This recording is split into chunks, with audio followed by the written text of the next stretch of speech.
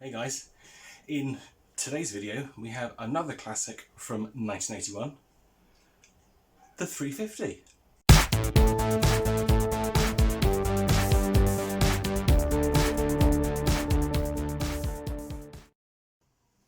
Well, this little sausage is from June of 1981 and it's another one of the pile that I got from Richie. So, we need to see if it works. What do you think? You're going to place your bets. Let's see. Well, there's not a great deal of carbon dust on the filter, which is always a good sign. Let's just have a quick look inside. Take the bag door off. I've got a bag fitted, that's good. It hasn't been used without a bag. Let's pull that out. Oh, it's all mouldy and manky. Oh, God, it stinks. It's all damp and yuck. See, this is the usual problem with these stupid foam filters. I can just show you that. This is what happens to them. They just crumble away to nothing. Literally just dead. So yeah, that's not good. We're going to have to do something about that. I have to get something else in there. The 350 and 350E, it's odd because the motor is mounted strangely. That's the fan casing there, that bit there, and that's the top of the motor there. So it's a vertically mounted motor, which I think was just to save space. So, you know, it's much shorter than like a normal cylinder cleaner, like a 345 or the 355, the 345. It's physically shorter, but slightly taller, obviously, to get the motor mounted in that kind of configuration. So we just need to suck out the crap that's all in the bottom here before we try and run it, because we don't want bits of dead foam at our face.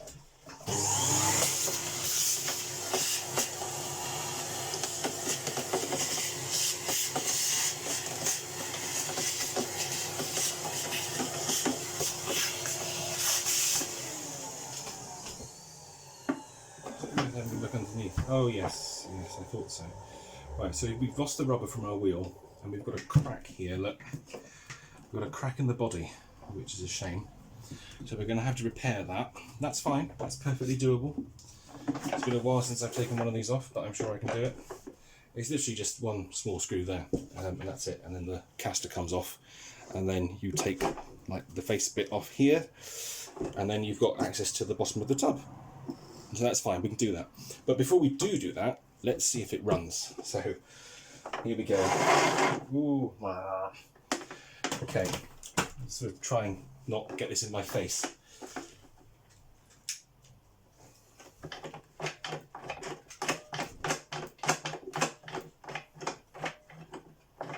Again, it's very quiet. It's like the 355 was, very quiet. I don't think the switch is actually activating. There we go. If in doubt, give it a whack. Okay. Right, yeah. So we have another situation where we need to save an Electrolux motor like we did with the 355. But first of all, we have to get into it. And this is where the 350 and the 350E can really cause you problems. Now, the 350's trick is that it doesn't show you where any of its screws are. You look at this, you look underneath, you look at the back here, you look around the sides, you look here, you look down there, you look there, you look there, you look there, you look there. There's no screws. No screws underneath, no screws hiding behind the wheels. So where are the screws? Now that's the thing. The screws are hidden under this chrome panel. So you have to remove this chrome panel before you can get to the screws. And the screws in and of themselves are a real pain in the bum as well. But in order to get this panel off without breaking it, we need to use a heat gun. So take your heat gun, put it on low, and just warm this panel just a bit.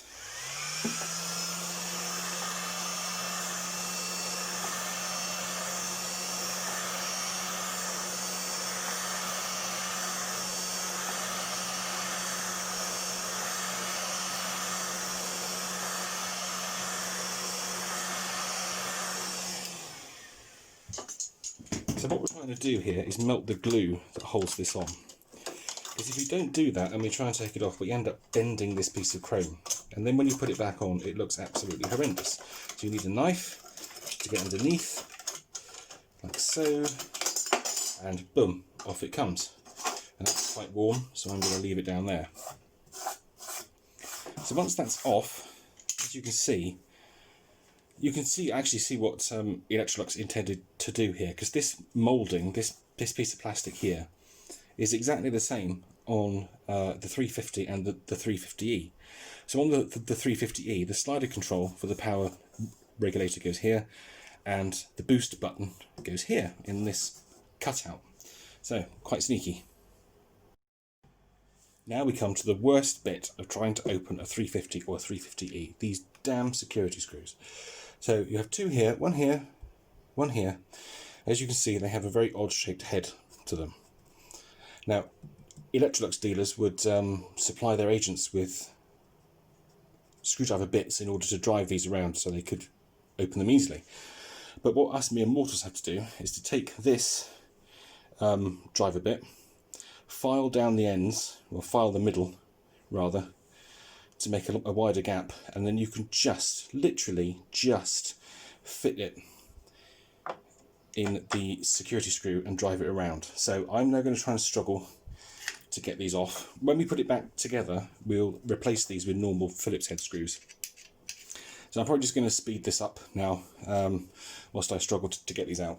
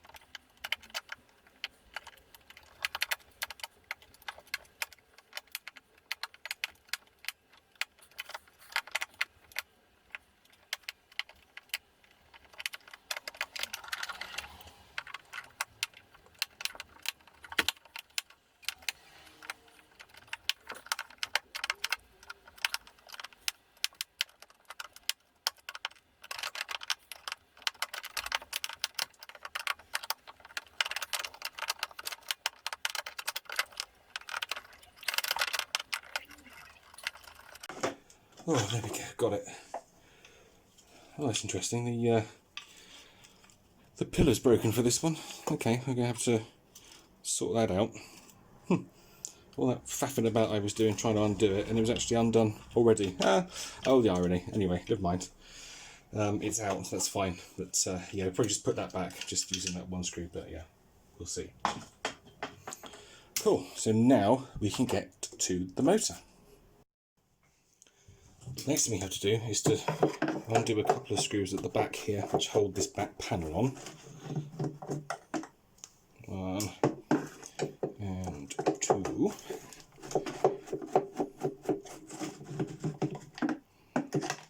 There we go. Now this comes off, which should do. Unclips, there we go. Takes off our back panel. Now we just pop out the pedals, like so. There's the power pedal. And the rewind pedal, like so. You've got to be careful we don't lose these springs, so always good to take them out. One there, and one there. Put those down. So we see here that the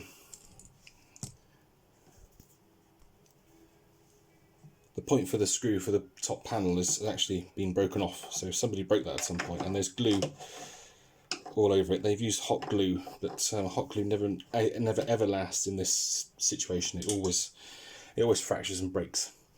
Here's the top of the switch here, and you can see the rewind mechanism here. So now what we need to do is to remove this entire panel here, and that will give us access to the motor, and we do that by undoing a number of screws around the side.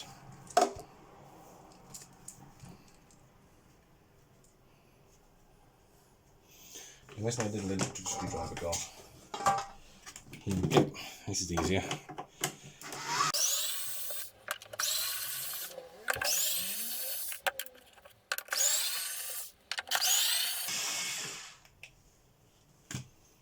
And that's it. Once those screws are removed, we can remove this top panel. So that comes away like that. There's the panel itself, as you can see it. It's quite a big moulding actually. It has the airflow here. So imagine the motor's there and the airflow comes around the side here and then up and out through the top, out of here. So let's put that over there. Let's make sure these screws are safe.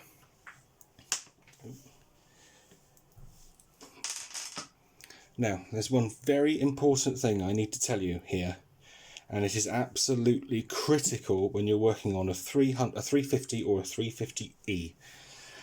And that is, do not, whatever you do, remove this flex winder mechanism if you don't have to.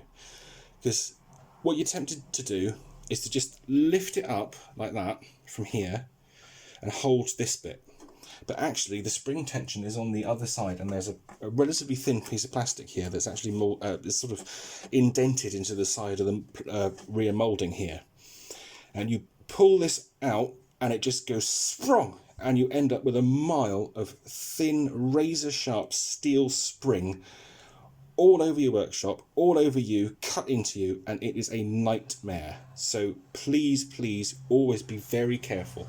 If I move this now, whilst it's on video, and that happens, I will actually post it to YouTube, just to show you how utterly dangerous it is. So please, please be extremely careful. And I would always say to you, don't do this at home. I've been doing this for 30 years, etc., etc. I know what I'm doing, and hence why I know that kind of thing. So just be really careful. And also, when you lift this motor out, there's like a cover here. It's foam. It's a real high density foam that the top cover sits against, just to give it some noise.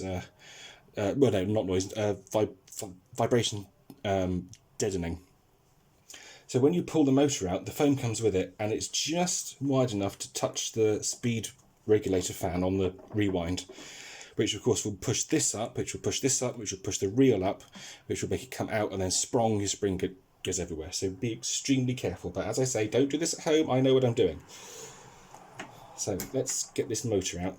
It's very dusty in here, so I need to be careful. Take the switch out. Take note of how the cables route around the side. Drop that over there.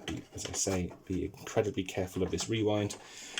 Put your hand on it like that, move the fan out of the way, and then lift the motor out like so. Now it's a pain to get back in, but it will save you an awful lot of pain. So there's the motor out. God, look at the dirt, look at that, that just fell out of it. So, oh God, look.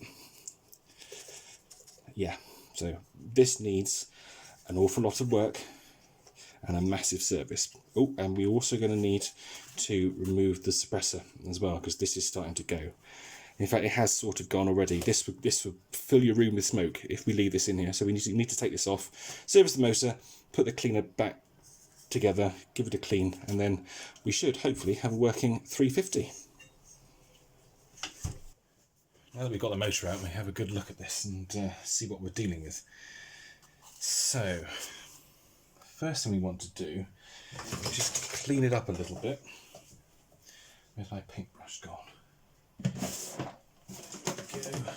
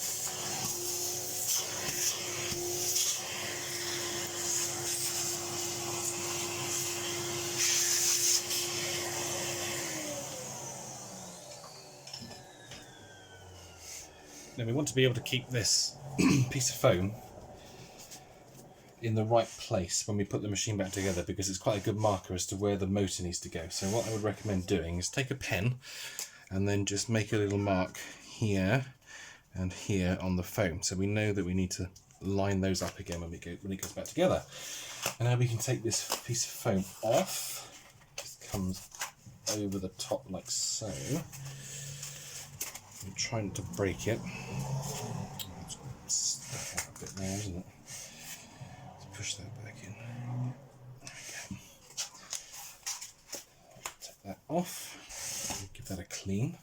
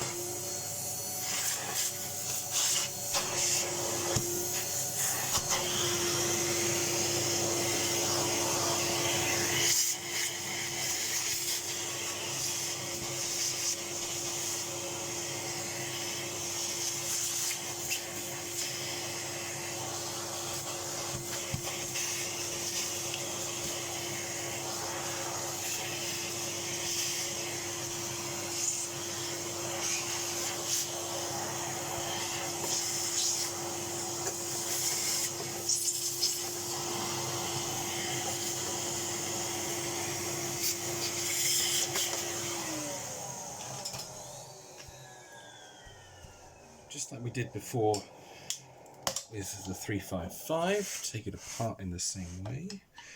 I think this is going to be almost exactly the same situation as we had with the 355 actually. So we've got, yeah, if we look down there, this one, we still have some carbon brush life left. Not a great deal. I see again, this machine has had quite a lot of use in its life, so the brushes are quite low.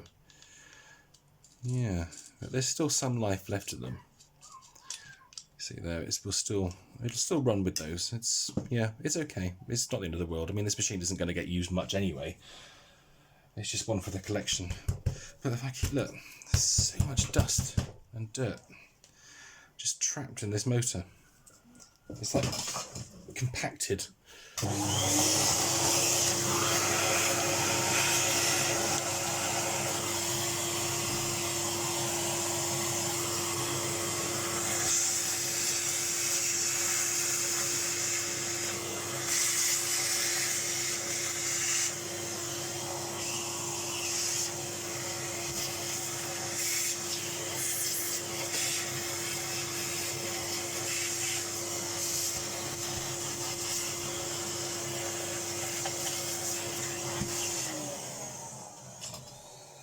Let's check out the commutator on this one.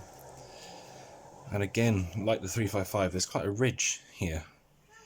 You can feel that ridge. I mean, that should be perfectly flat, but there is a ridge at the top. But again, I think we're okay. I think it's all right. Give this a bang. That bearing is nasty, nasty bearing. So let's oil that up, free it off. We should be okay. Same deal as before. I don't think this one is quite as bad as the 355 was. No, it's nowhere near as bad as 355. Let's get some more in.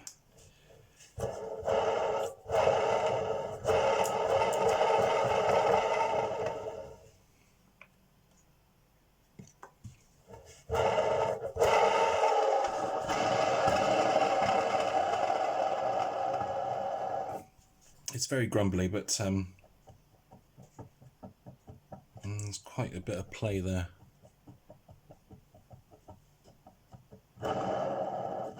It should be alright, it should work. It should work. It should be okay. Again, the shaft is a little bit scored, but that's because the top bearing is very, very dry. That'll be alright. That's yeah, it's okay. It's just marked. I can't, if I run my nail over it, I can't feel any ridges, which is great. We don't want any ridges. That's the last thing we need. So let's skim this comm like we did last time. Where's the drill? It's over there. Let's do this again. There we go.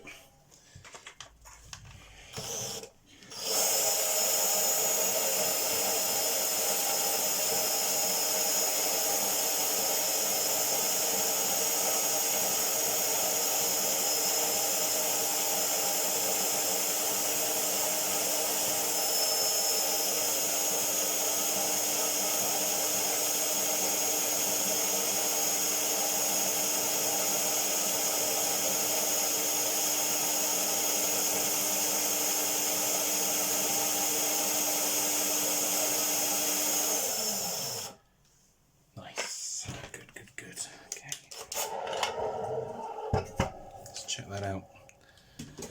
See what we got. No, this is looking good. This is actually looking better than the 355s did.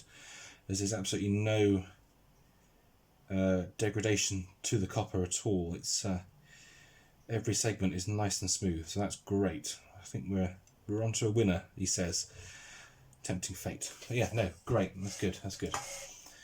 What we have to do here is pop these brushes in, lock them in place, so we can get this back on. Slightly tricky because there's not a great deal of brush left, so they're kind of sticking out of the holders. So I've got to work them back in so I can lock them in place. This is difficult. This is about as much access as you can get to these motors. There's my long nose pliers. There they are. Let me get this back in and lined up. It's difficult to show you what I'm doing and actually do it because I need to look down through the field. This is very, very tricky. Very tricky. I have to guide that in with my finger. Come on. You know you want to. There we go. Okay, that's one in. I'll get the other one in.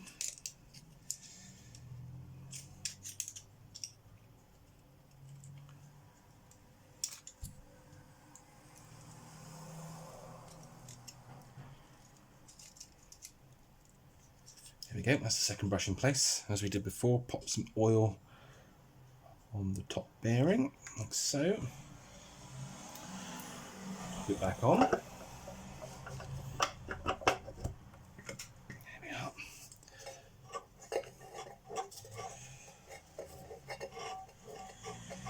A slight fan case fouling there.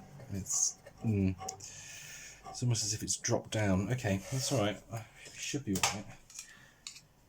Let's just get these back on. Get these in.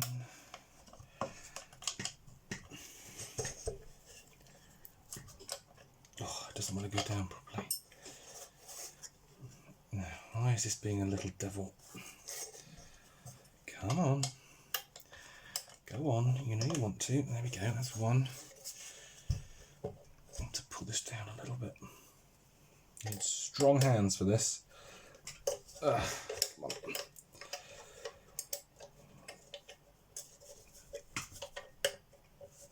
Oh, no. No, this needs to come out a bit more.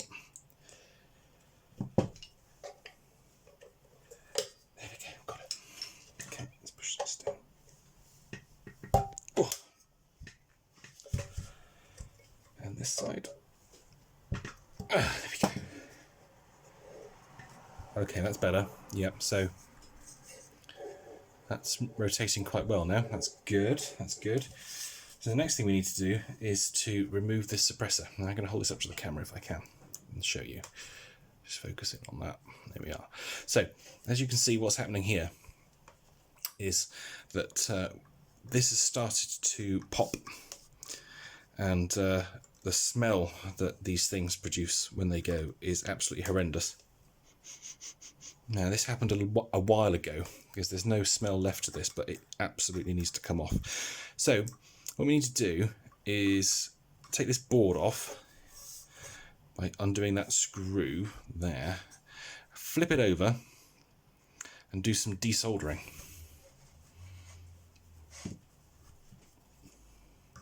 The first job is to bend these tabs up like so, and then undo this screw here, so that will remove the little board that holds this in place. Now hopefully we can unwrap this. I may not be able to because this is a double one. There's two suppressors on this, annoyingly. There's a big one and a small one. No, that's not going to work. Okay, so this is the top tip. Put this back so it's held in place. Just hand tighten that. Take your soldering iron, and what we want to do is melt this down and unfasten it from this wire here. Slightly tricky doing it like this, but it can be done. There we go. We want that wire off. That's one. And then we need to take this one off.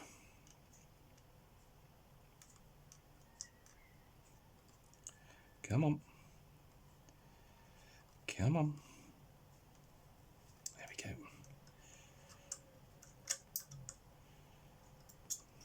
And take that one off as well. Without spitting any solder in your face, which is always good. So with those out of the way, we should be able to flip this. Actually, we might actually just take it off and have a look. It'll be easier to do it away from the motor. Let's see. Oh god, yeah, look, see, this is a double one. There's two suppressors on this. This is a massive pain. Alright, okay. So, now, I think what we can do is, I'll put this back on again to hold it in place.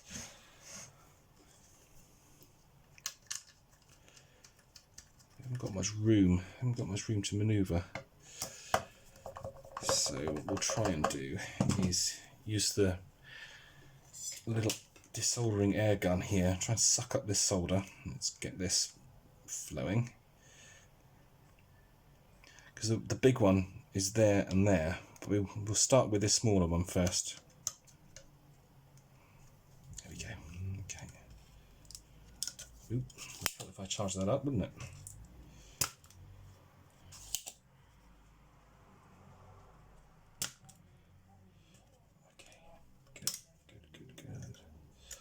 Bend that wire up, like so. Oh, come on, keep that molten. That's one. Let's do the other one here. Nice hot soldering iron is the order of the day. There we are. Come on, just bend this around a little bit. There we go. Good. Good. I melted the plastic there a little, but we're all right. It's fine. Now we want to try and suck up some of this and get rid of this one.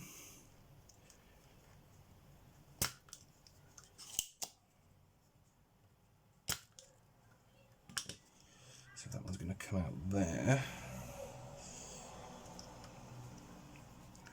Might have to do on this one too. Almost. Okay.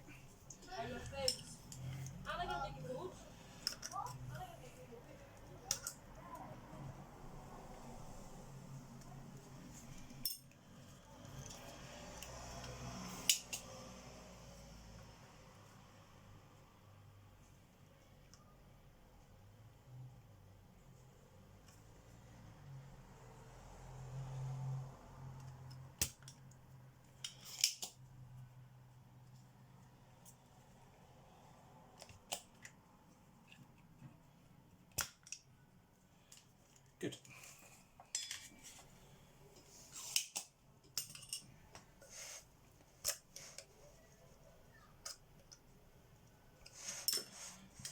Now we should be able to get these off, hopefully. Let's undo it again. Put the board down here. Let's see, can we wiggle these off? Will they come out? Oops. I'm going to apply a little bit more heat.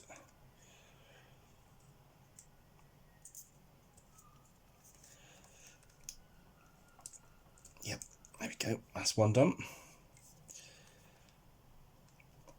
This is almost there.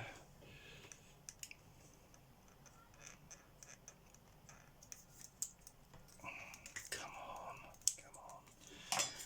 Oh, they're tricky. They are tricky.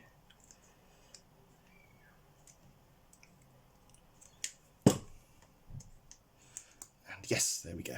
Excellent. So we're just left with our board now, which is exactly what we want. So these horrible, horrible nasty 40-year-old suppressors can go in the bin. There they go.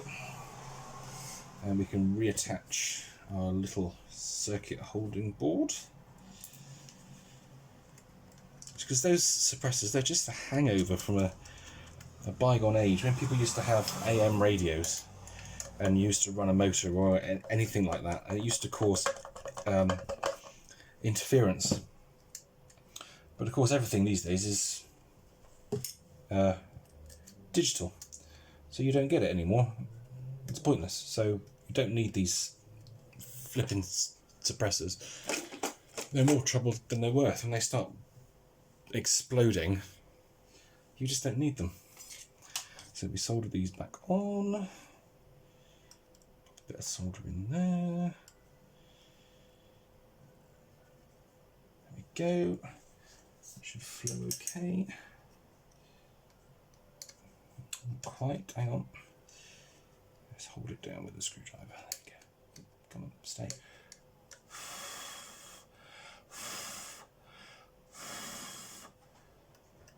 Yep, good. That's one. And we do this one. So we're almost at the point of being able to run this motor now, which is great. And we'll see what we're left with.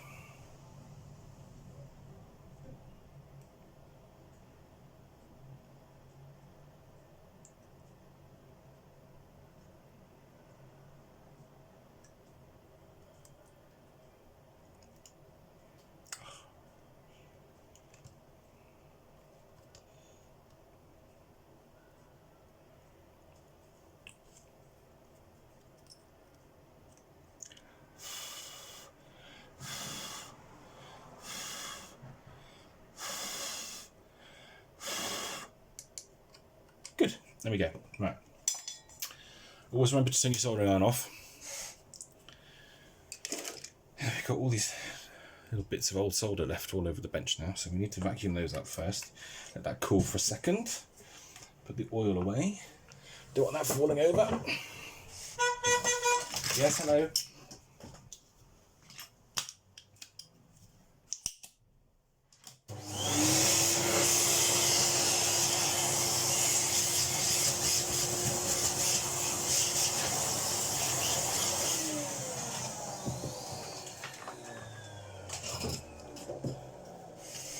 Motor back and we'll release the carbon brushes.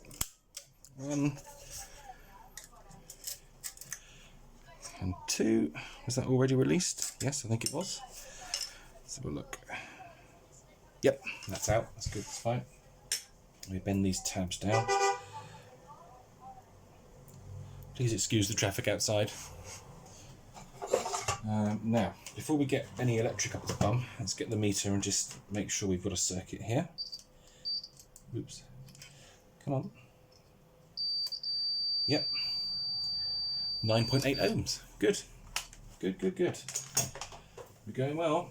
Now let's see. How will this sound? What do you reckon? Think it's going to sound alright? Think it's going to sound terrible? I'm not sure myself, I've got to admit. Let's pop the leads on. There we go. I'll turn this over. Put it that way so we can see the commutator. How's that for you? Is that all right? Yes, you can see it. Good. Nothing in the way. All right, one little pulse. Let's see what happens.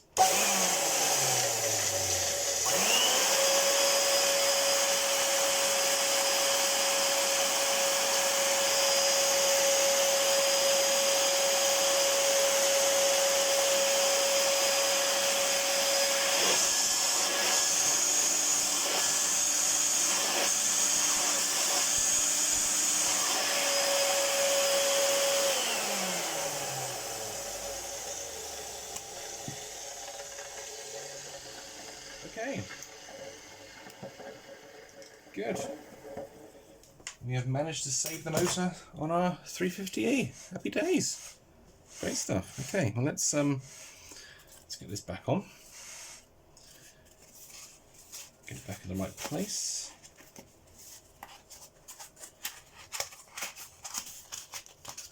Here we are. So this little fella is ready to go back in the machine. Good. Happy with that. Yeah. Okay, nice. Let's get the body back and get it back in. I'm a silly Billy. I've just realised that I've put the field coil on the opposite way round to what it was originally. So this is now actually wrong. Oh, dearie me. I'm glad I noticed that. So this is actually backwards now to what it was originally. So there we go. But that's the good thing about making the marking. At least you know then, you can see it. So look, if I put this cover back on, that fits in nicely. There's nothing fouling there. So that's, there we go. So the motor's in perfectly. Good. I'm glad I realised that before I put it back in the body. Silly sod. We're almost ready to get the 350 back together, but the inside of this motor area is absolutely disgusting. So let's give this a clean first before we pop it back in.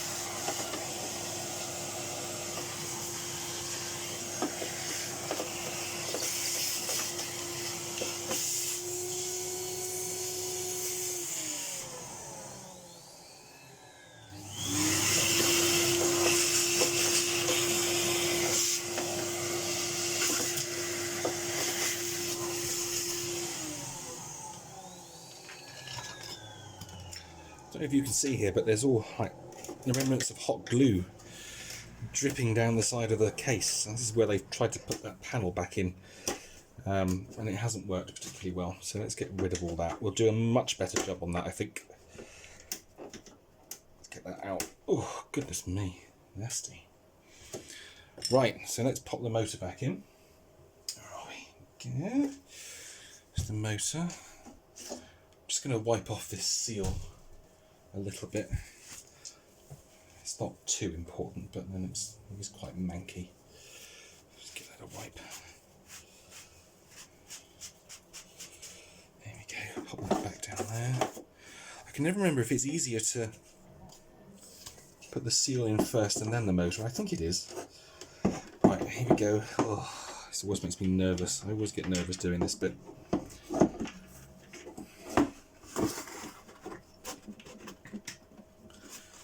There, good. Good boy. That went in quite well. Get that lined up. So that lines up there, that lines up there. Lovely. Reroute the cabling. So that goes. There's like little tiny ridges that hold the cable in place, and it kind of has to go around the back of the motor cover. It's a bit of a pain. It can be difficult to get them in. That's my screwdriver. Come on.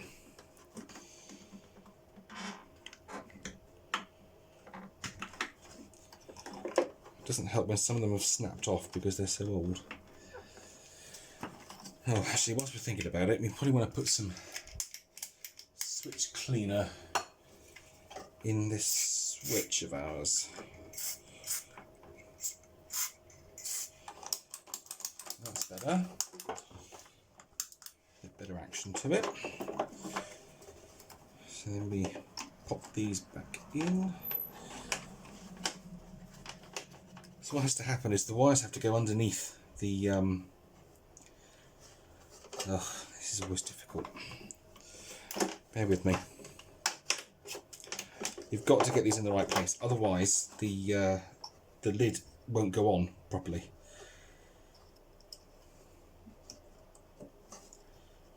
So I think that's right. There we go. Okay. Because you can see indentations in the foam where the wires were running to and from. But you're never sure if it's actually right. This is the thing. It's almost like trial and error. Yeah, I think that's okay. So let's try and put the cover back on. Mustn't forget the spring. The top suspension spring goes on thus. And then we should be able to very carefully put this panel back on. And it should just slide into place. There's some resistance from the spring, which is absolutely fine, but having said that, it's not quite right.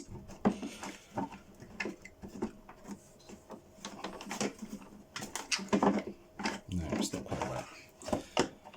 This is always the battle with a 350 or a 350E. Trying to get everything back into place, because there ain't much room for manoeuvre.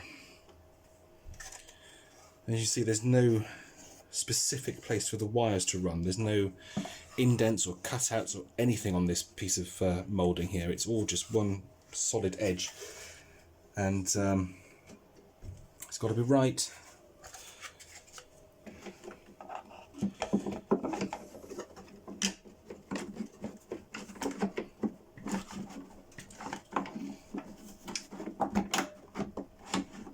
No, still not right.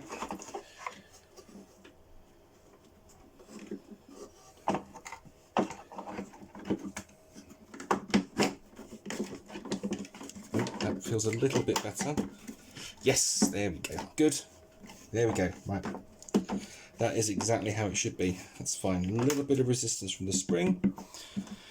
So let's just get some screws in there quickly. Yep, the rewind still works, which is good. So need some screws. You have to remember, you don't put the back ones in. These two here, you don't put those in yet. They go in last. Right, screws.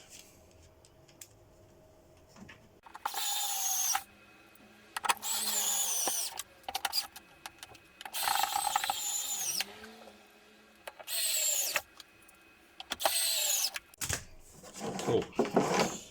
Yeah, rewind. The rewind still functions. Switch is good. So let's see if it runs. I'm going to get a big poof of dust now. You ready?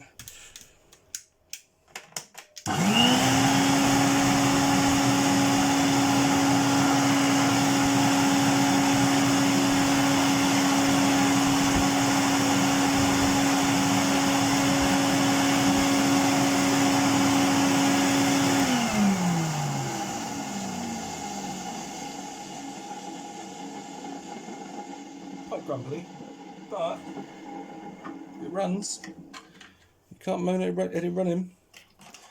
Springs, pedals. I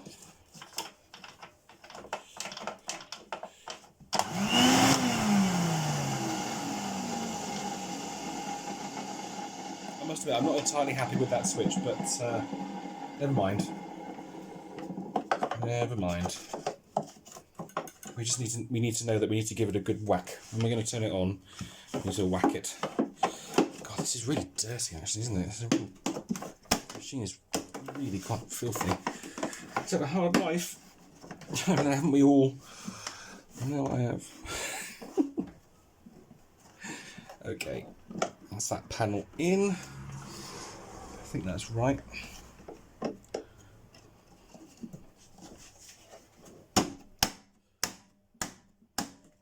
Brute force.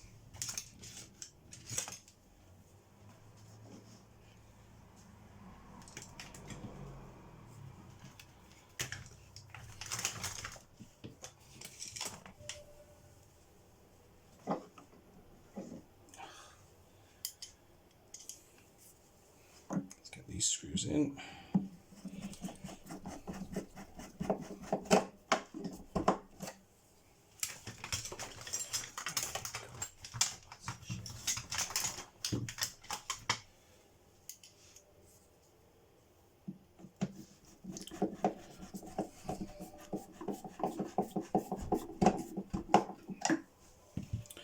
That bit. Let's get rid of this really annoying security screw. I think we'll leave that one actually. See, the thing is, it'd be tight enough. It'll be held tightly with this screw, so we're not really too worried about this side. But then maybe it would be good to get that out. But then there's nothing to screw into, so actually it's a moot point. So anyway, whilst I'm gibbering.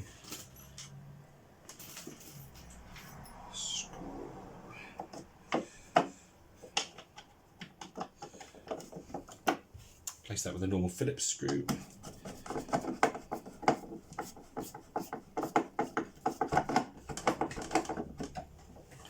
There we go. So the panel is in place. It's fine. It's, you know, it's just it is what it is. Now I need to put the chrome strip back in. Now I just bend this ever so slightly,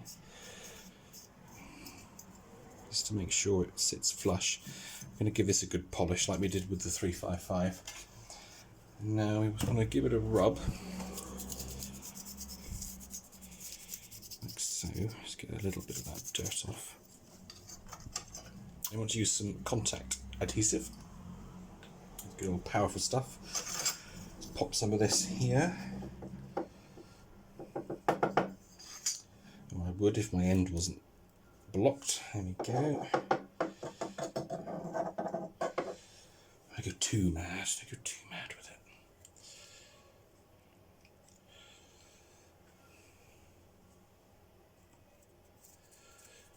There we go. I've got it over my hands now. Ugh. So I've now got glued dirt. That dirt is glued to my hands. How lovely. It's going to take forever to get off. And then you pop this back on. Push it down like so. So that's glued on, which is great. It doesn't vibrate or anything. And we're almost there. So the filter's in the washing machine. Let's pop this panel back on. There we go. We need to find a new filter for the motor filter. Put the lid back on. Can't do that, can we? Because we need this bag. Can you trick it with these? You can. Hang on. I managed to find a bag. Seems to be the only one I've got, so I had to take it out of the 350E.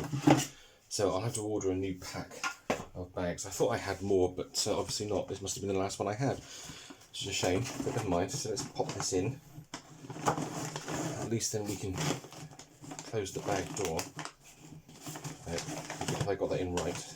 There we go. Have to think about a motor filter for it as well. The exhaust filter is now all washed and ready to come back. So yeah, good. Okay, so let's give it a run.